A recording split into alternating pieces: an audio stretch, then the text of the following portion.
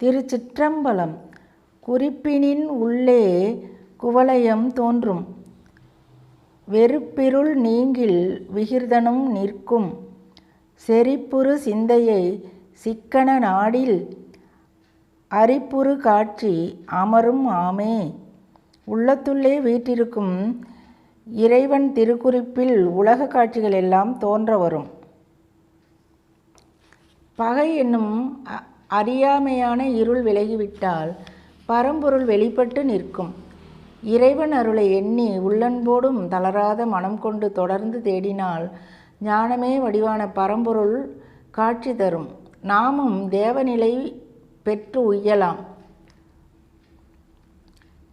தேர்ந்து அறியாமையின் சென்றன காலங்கள், போர்ந்து அறிவான் எங்கள் பிஞ்ஞகன் எம் இறை, ஆர்ந்து அறிவார் அறிவே துணையாம் என சார்ந்து அறிவான் பெருந்தன்மை வல்லானே.